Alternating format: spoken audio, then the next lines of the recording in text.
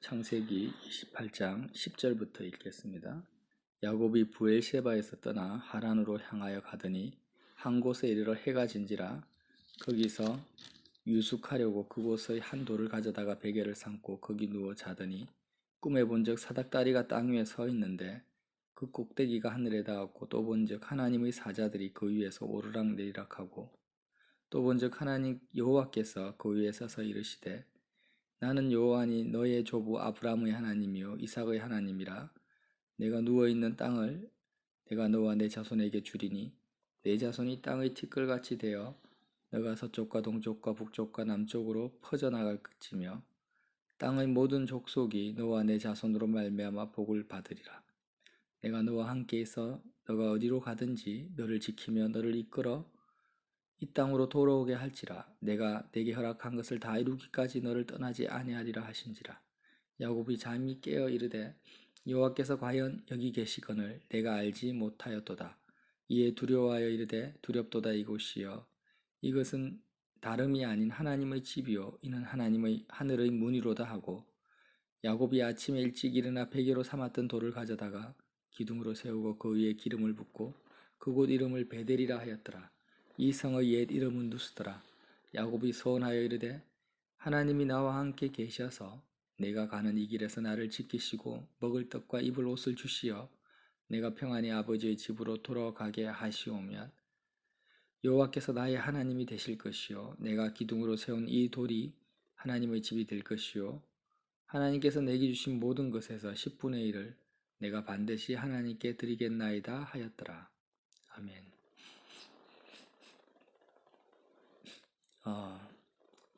창세기 28장에 베델에서 야곱이 꿈을 꾸죠. 하늘에서 사닥다리가 땅까지 연결되어 있는데 천사들이 오르락내리락 하는 장면을 보고 야곱이 꿈을 깨고 나서 자기가 베고 자던 돌베개를 기름을 붓고 거기에 그 돌베개를 제단 삼아서 하나님 앞에 서원하는 그 장면과 내용이 나옵니다. 이 내용이 왜 성경에서 중요한 내용이냐면 지금 하나님께서 야곱에게 나타나셔서 아브라함과 이삭에게 하신 약속을 똑같이 말씀을 하세요. 내가 내 자손에게 너가 누워있는 땅을 주겠다. 이 땅을 주겠다라는 거예요.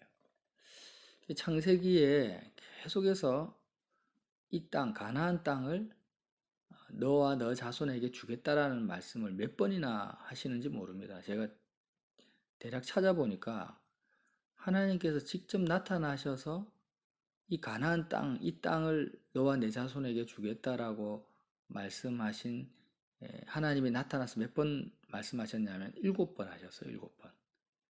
창세기 12장에 아브라함이 가나안 땅에 도착했을 때 하나님이 아브라함에게 나타나셔서 말씀하셨고, 13장에는 롯하고 헤어진 뒤에 롯이 소돔과 고모라로 갔을 때 또 말씀하시고, 창세기 15장에는 멜기세덱의 축복을 받은 다음에 하나님 여호와께서 아브라함에게 말씀하셨어요. 그리고 17장에는 할례 언약을 말씀하시면서 아브라함에게 말씀하셨어요. 아브라함에게만 4번을 말씀하시고요. 이삭에게는 26장에 또 나타나셨고, 야곱에게는 오늘 28장, 또 35장에 리브가의 유모 드보라가 죽은 뒤에 또 야곱에게 나타나셔서 말씀하세요. 이렇게 해서 아브라함에게 4번, 이삭에게 1번, 야곱에게 2번, 총 7번을 주님이 말씀하십니다. 성경에서 이렇게 반복적으로 여호와께서 직접 말씀하신 내용은요, 굉장히 중요한 내용이라는 거죠. 아주 이 내용이 복음이며 우리에게 하신 말씀이지 단지 아브라함과 이삭과 야곱에게만 하신 말씀이 아닙니다.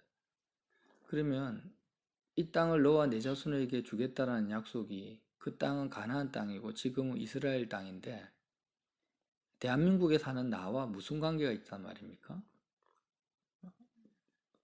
직접적인 연관성이 없지요. 그 이스라엘, 저는 아직까지 한 번도 이스라엘에 가본 적도 없는 거예요. 도대체 무슨 의미인가? 그 의미를 창세기 28장에 야곱의 그 사건, 베델에서 야곱이 꿈으로 꾼 계시받은 이 내용이 이 땅을 너와 내 자손에게 주시겠다는 그 내용의 그 본질적인 의미를 설명해 주고 있기 때문에 중요하다라는 것입니다. 자, 우리에게 오늘 베델의 이 사건이 가나안 땅이 나에게 어떤 의미를 가지고 있는가, 그걸 설명해 준다라는 거예요. 왜냐하면 야곱은 사실 지금 이때 하나님 보시기에 믿음이 없는 거죠. 믿음이 없고 신앙의 출발점 속에 선에 있기 때문에 아브라함과 이삭에게 나타나신 것보다 더 선명하게 꿈과 환상으로 나타나셔야 됩니다. 보통 보면 절대적인 건 아니지만 꿈과 환상은요, 신앙이 어린 사람들에게 많이 등장하죠. 꿈이나 환상은 눈에 보이는 거잖아요. 그러니까 그림책 같은 거예요. 꿈과 환상을 가지고 있다 해서 그 사람이 영적으로 미숙하다 이런 의미가 아니고요. 대략적으로 보면 그렇다라는 것입니다. 말씀으로 하기보다는 꿈과 환상으로 많이 말하는 경우, 그런 횟수가 많은 사람들은 눈에 보이는 것들을 좀 더 이렇게 보여주셔야 된다라는 거죠. 우리가 어린아이들 보면 소설책이나 이런 글이 많은 책을 안 주는 게 아니라 금방 질려버리잖아요, 아이들은. 글도 읽을 수도 없고. 그러니까 그림책으로 시작합니다. 그런 그림책 같은 거예요. 그러니까 야곱이 지금 그 시대에는 또 성경도 없었죠. 기록된 성경도 없을 뿐더러 지금 하나님께서 야곱에게 꿈에서 정확하게 보여주셔야 됩니다. 이 땅이 어떤 의미인지를, 이 땅을 너와 내 자손에게 준다라는 것이 어떤 경륜이 있는지를 보여주셔야 되기 때문에 꿈을 주신 거예요. 그래서 야곱의 꿈이 이제 사닥다리를 본 겁니다. 어디서요? 자기가 누워 자고 있는 그 베델, 그 가나안 땅에서 본 것입니다. 그 삼촌 라반의 집에 있는 저 멀리 있는 땅에서도 땅이 아니라 지금 가나안 땅이라는 거죠. 사닥다리가 연결된 그 땅이. 천사들이 오르락내리락하고 잠에서 깨어서 야곱이 뭐라고 고백하면 그 장면을 보고 나서요. 17절에 보면 이에 두려워하며 이르되 두렵도다 이곳이여 이것은 다름 아닌 하나님의 집이요 이는 하늘의 문이로다. 하나님의 집이라는 것입니다. 가나안 땅이. 자기가 잔 그 베델이 하나님의 집이고 또 동시에 뭐냐면 하늘의 문이다. 하나님의 집이라는 것은 하나님이 거처하시는 곳이라는 의미죠. 하늘의 문이라는 것은 그 하늘과 연결되어지는 통로라는 것입니다. 그래서 가나안 땅의 의미가 뭐냐? 바로 십자가라는 거예요. 십자가. 아브라함과 이삭과 야곱에게 계속해서 7번이나 나타나셔서 이 땅을 너와 너 자손에게 주겠다라는 그 의미를 복음적으로 이해를 하자면 십자가를 주겠다라는 거예요. 십자가를. 하늘의 문. 하나님께로 하늘 보좌에 너희 마음이 이룰 수 있는 그 문. 하나님 아버지와 함께 할 수 있는 그 집. 천국의 하늘의 그 하나님 아버지의 집이 뭡니까? 천국이죠. 그러니까 그 통로가 되는 사닥다리를 보여주신 거예요. 사닥다리를 본 것입니다. 하늘과 땅이 연결되는 사닥다리가 어디에 있다고요? 베델에. 가나안 땅에 있는 것입니다. 베델이라는 것, 베델 지역만을 말하는 게 아닙니다. 가나안 땅. 그러니까 여호수아와 이스라엘 백성들이 나중에 가나안 땅을 정복하려고 취하려고 전쟁에 참여하지 않습니까? 가나안 정복 전쟁. 결국에는 그 의미도 십자가를 자기 것으로 취하는 것이에요. 그리스도의 십자가를 내 것으로 취하는 것이고 아브라함과 이삭과 야곱에게 준 약속도 예수님의 십자가가 내 것이 되어지는 거예요. 그게 이 땅을 내게 주겠다라는 약속이죠. 십자가를 내 것으로 취해서 어떻게 하겠다는 겁니까? 사닥다리가 내 것이 된다. 내가 하나님과 교통하게 되고 하나님 아버지의 집이 나의 집이 되고 하늘에 계신 하나님이 내 하나님이 되는 것이에요. 그게 약속이라는 거죠. 결국에는 내가 너의 하나님이 되겠다. 너는 내 것이 되고 나는 너의 것이 된다. 우리가 서로 먹고 마신다. 이 의미가 바로 가나안 땅을 너와 내 자손에게 주겠다라는 약속이에요.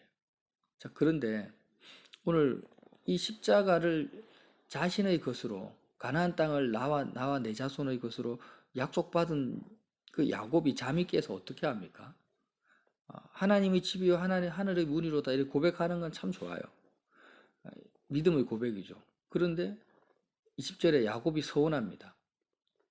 하나님이 나와 함께 계셔서 내가 가는 이 길에서 나를 지키시고 먹을 떡과 입을 옷을 주시어 내가 평안히 아버지 집으로 돌아가게 하시오면 여호와께서 나의 하나님이 되실 것이요. 자, 가나안 땅을 주시겠다라는 것은 나의 하나님이 되실 것이다. 내가 너의 하나님이 될 거라는 약속인데 야곱은 딱 조건을 걸어버리는 거예요. 지금 내가 먼 길을 걸어가고 있는데 아무 탈 없이 아무 사고 없이 중간에 도적을 만난다든지 아니면 죽는다든지 이런 것 없이 평안히 내가 다시 아버지 집에 돌아오는데 그 모든 여정 가운데 먹을 떡과 입을 옷을 주셔서 나를 지켜주시면 여호와께서 나의 하나님이 되실 것이라고 하는 거예요. 이게 얼마나 참 조건적이며 기복적이며 하나님을 이용하는 신앙입니까? 하나님이 지금 나타나셔서 약속을 주셨으면 그것만으로도 감지덕지죠. 정말 하나님은 나의 하나님입니다. 지금 하나님이 어디로 인도하든지 나는 목숨을 다해서 주님을 쫓아가겠습니다. 이런 고백이 나와야 되는데 야곱은 이 우상숭배자들하고 똑같은 고백을 하는 거죠. 하나님이 이렇게 해주시고 다시 아무 탈 없이 이 땅에서의 삶이 형통하고 보장되어진다면 그러면 그때 하나님은 내 하나님이 될 거고 나는 하나님을 믿겠고 하나님이 내게 주신 모든 것에서 10분의 1을 반드시 하나님께 내가 드리겠다. 참 야곱의 마음은요 여전히 세상을 향하고 있습니다. 세상 이 땅에 마음이 모든 관심이 다 들어가 있는 거죠. 그래서 십자가를 주셨지만 야곱에게 있어서 십자가는요 전혀 다른 용도로 지금 사용되고 있는 거예요. 오늘날 예배당을 출석하는 많은 그리스도인들 정말 십자가를 하나님으로부터 받았지만 아브라함과 이삭과 야곱에게 나타나셔서 주셨지만 그 십자가의 용도가 야곱과 같은 상태로 살아가고 있다는 거예요. 이 야곱의 믿음의 수준, 이 베델에서 고백하는 야곱의 믿음의 수준에서 십자가를 붙들고 있다는 것입니다. 하나님을 이용해 먹고 있다는 거죠. 지금 마치 뭐와 같냐면 이 땅을 너와 내 자손에게 주겠다고 약속했지만 아브라함은 살아생전에 자기 땅을 가져본 적이 없습니다. 단지 해쪽 속에서 자기 안에 사라를 묻을 수 있는 아주 좁은 장사 지낼 그 무덤 땅 하나 산 거고요. 이삭도 마찬가지예요. 그리고 야곱도 나중에 알겠지만 가나안 땅에 머무르지도 않죠. 애굽에 가서 죽지 않습니까? 그래서 하나님께서 이 땅을 주겠다라는 것은 실제로 눈에 보이는 이 세상의 삶의 형통과 부귀영화가 아닙니다. 그리고 눈에 보이는 가나안 땅도 아닙니다. 그럼 뭐냐? 하나님 자신과 하나님의 나라를 주겠다. 천국을 주겠다. 이게 사닥다리를 보여주신 거죠. 지금 내 마음에서 야곱아, 네가 지금 이 사닥다리를 통해서 나에게 와라는 것입니다. 나에게 와서 나와 함께 거하자. 나의 백성이 되고 내 아들이 되라. 나를 먹고 마시고 누려라는 이 의미로 꿈을 주셨고 이 땅을 주겠다라는 약속을 하셨는데 근데 야곱은 여전히 어떻습니까? 지금 이 땅에서 내가 아무 탈 없이 잘 먹고 잘 입고 아무 문제 없이 다시 이삭과 리브가의 아버지 엄마의 그 집안으로 다시 오게 되면 내가 하나님이 내 하나님이 될 것입니다. 이렇게 이야기를 하는 거예요. 십자가의 용도가 바뀌어 버리는 거죠. 십자가가 전혀 다른 의미로 야곱에게 와버린다라는 거예요. 해석도 다릅니다. 적용도 다릅니다.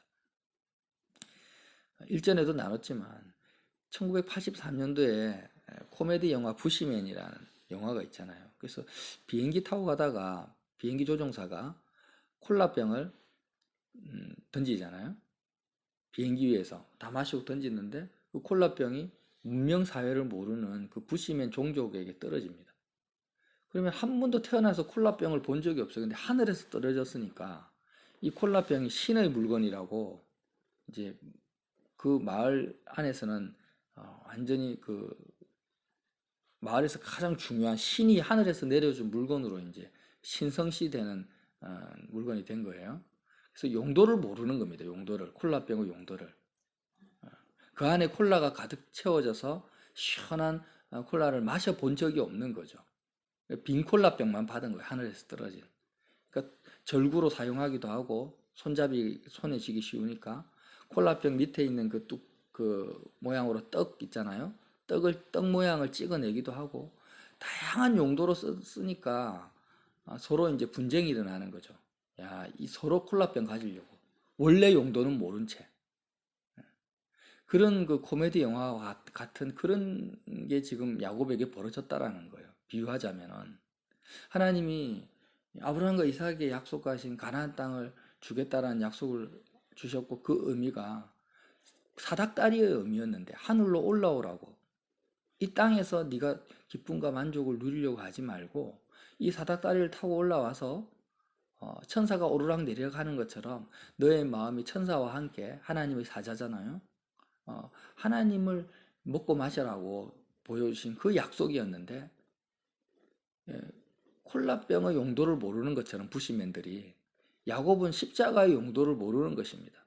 그래서 십자가에서 내가 예수님과 함께 죽고 사는 이 용도를 어떻게 씁니까?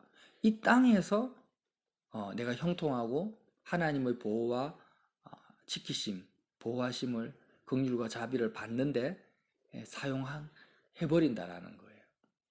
이 의미를 알기까지는 험난한 세월, 수십 년의 세월이 60년의 세월이 필요합니다. 앞으로 연단이. 그래서 우리는 어떻게 기도해야 되냐면 지금 내가 십자가를 알고 있다라고 항상 생각해서는 안 됩니다. 더 깊은 의미가 있죠. 사도 바울도 마찬가지죠. 내가 어찌하든지 간에 이 십자가의 비밀을 알기를 원한다라고 그렇게 고백하고 있잖아요. 바울이 그렇게 고백한다면 우리는 어떻게 해야 될까요? 나는 십자가를 압니다. 예수님과 함께 세상에 대해서 죽었다는 의미를 내가 이미 다 알고 있고 다 깨닫고 있습니다. 예수님과 함께 하나님에 대해서 살았다는 이 부활의 의미를 나는 이미 다 알고 있습니다. 이렇게 해서는 안 됩니다. 절대입니다. 물론 깨달았다 하지만 더 깊은 의미가 있고 더 실질적인 의미가 있다는 것을 이해하고 내가 어떻게 말씀을 다 압니까? 말씀의 총화가 십자가인데 하나님 나는 아직도 잘 모릅니다. 지금 내가 아는 수준은 어린아이 수준입니다. 하나님 나에게 야곱이 하나님의 언약을 받고도 그것이 무슨 뜻인지를 모르고 이 땅의 것들을 구한 것처럼 나도 그런 영적인 실수를 할 수밖에 없는 그런 어리석은 자입니다라고 고백해야 된다는 거죠. 그래서 다시 엎드려서 날마다 그것도 매 순간마다 십자가를 바라볼 때마다 하나님 나에게 가르쳐 주십시오.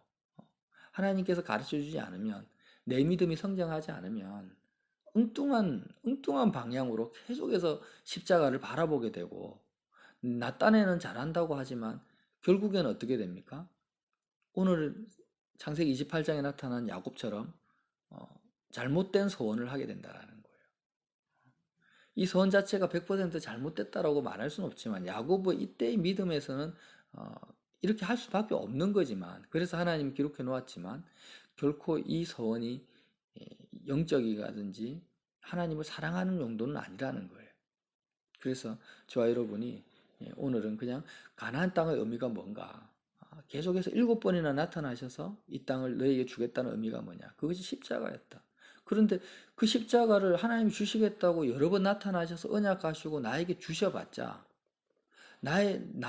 이 가나안 땅을 받은 십자가를 내 것으로 받은 나에게는 실제로는 소용이 없는 거예요. 야곱에게는 소용이 없었습니다. 실제로 무엇에 쓰는 물건인지도 모르는 거예요. 예. 마치 부시맨이 하늘에서 떨어진 빈콜라병을 가지고 엉뚱한 용도로 서로 싸우면서 쓴 것처럼 그렇게 나에게도 십자가의 의미가 얼마든지 적용되어질 수 있다라는 것을 보면서 야곱이 어떤 연단과 하나님의 인도를 받아서 정말 제대로 이 언약을 붙들게 되는지를 우리도 같이 깊이 묵상해야 됩니다. 그래서 오늘도 주님 정말로 줘도 소용이 없는 그런 십자가가 아니라 정말 사닥다리가 되는, 오늘 나에게 사닥다리가 될 수 있는 그 십자가로 적용되어지고 소유되어질 수 있는 그 믿음을 주시옵소서. 이렇게 기도하시기를 예수님 이름으로 빌어드립니다.